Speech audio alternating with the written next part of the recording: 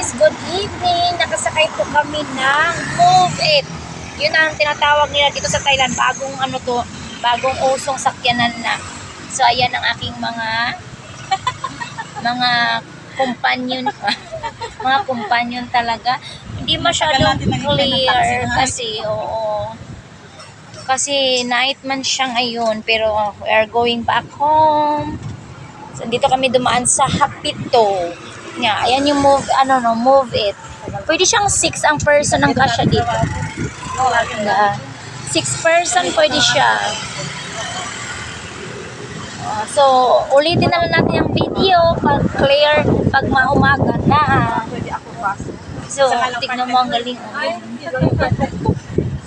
galing. Diba? First time ko sumakay nito. Oo. Kaya nakita ko, original pala yan. Akala ko pa yung subdivision lang yan ba? Tapos, download mo siya sa Move Me. Pero parang bolt lang. Pero hindi siya pwede malayuan, di ba? Hanggang dito. Maabot siya hanggang Prompong. So, paras lang din ang bayad nito, friend. Paras lang sa Grab. Hindi, depende kung ilalagay mo kung ilang tao kayo nakasakay. Oo. Pipindot mo yan kung ilang tao. Oo. Tapos habang nagdadagdag ng tao, nagdadagdag din ng pamasahe. Kunwari, katulad dito, 3 tayo. Ilan yung per tao dito? Ang minimum nito pagka isang tao, 70 plus. 70. Kaya nilagay ko, ang nilagay ko 3 person. Oh, Kaya so- umabot siya ng 93. 93. Ang isang tao. Hindi, tatlo na yun. Mas mahal pala to kaysa sa taxi. Oo.